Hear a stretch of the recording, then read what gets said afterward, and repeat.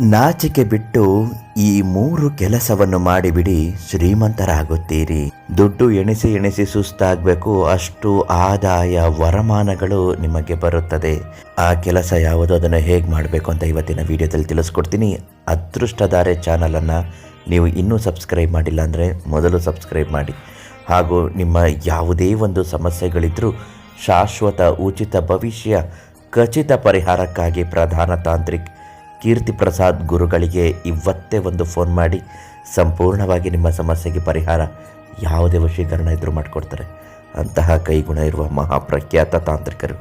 ನಾಚಿಕೆ ಬಿಟ್ಟು 3 ಕೆಲಸಗಳನ್ನು ಮಾಡೋದ್ರಿಂದ ಶ್ರೀಮಂತರು ಹೇಗೆ ತಾನೇ ಆಗಕ್ಕೆ ಸಾಧ್ಯ? ಇದು ಸಾಧ್ಯವಾ ಅಂತ ಕೇಳ್ಬೋದು. ಖಂಡಿತವಾಗಿಯೂ ಒಂದೊಂದು ಶಾಸ್ತ್ರದ ಪ್ರಕಾರ ಇದು ನೆರವೇರುತ್ತದೆ.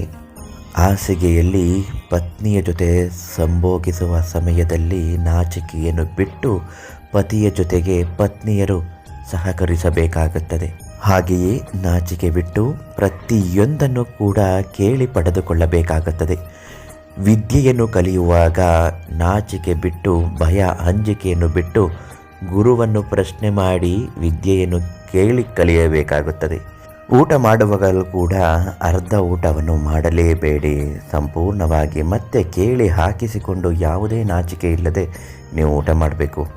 ದೇವರಿಗೆ ಪೂಜೆ ಮಾಡುವಾಗಲೂ ಕೂಡ ಅವರಿದ್ದಾರೆ ಇವರಿದ್ದಾರೆ ಅಂತ ಯಾವುದೇ ನಾಚಿಕೆ ಪಡಬಾರ್ದು.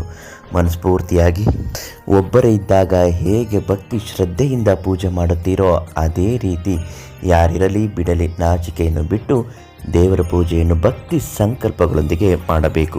ಯಾರಿಗಾದರೂ ದುಡ್ಡನ್ನು ಕೊಟ್ಟಿದ್ದರೂ ಕೂಡ ನೀವು ಮತ್ತೆ ಕೇಳಿ ಪಡೆದುಕೊಳ್ಳಲೇಬೇಕಾಗುತ್ತದೆ. ಸಾಲದ ರೂಪದಲ್ಲಿ ಕೊಟ್ಟಿದ್ದರೆ ಯಾವುದೇ ನಾಚಿಕೆ ಇಲ್ಲದೆ ನೀವು ಅವರಿಂದ ಕೇಳಿ ಪಡೆದುಕೊಳ್ಳಬೇಕು. ಇಲ್ಲದಿದ್ದರೆ ದುಡ್ಡು ಯಾವತ್ತೂ ಬರೋದಿಲ್ಲ, ತಮಗೆ ತಾವೇ ಕೊಡೋದು ಸಾಧ್ಯವೇ ಇಲ್ಲ.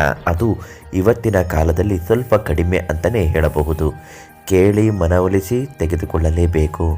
ಇಂತಹ ಕೆಲವು ಕೆಲಸಗಳನ್ನು ಮಾಡುತ್ತಾ ಬರುವುದರಿಂದ, ನಾಚಿಕೆ ಬಿಟ್ಟು ನೀವು ಇವುಗಳನ್ನು ಮಾಡುವುದರಿಂದ ನಿಮ್ಮ ಮನಸ್ಸು, ದೇಹ, ಮಾನಸಿಕ ಸ್ಥಿಮಿತ ಎಲ್ಲವೂ ವೃದ್ಧಿಯಾಗುತ್ತೆ.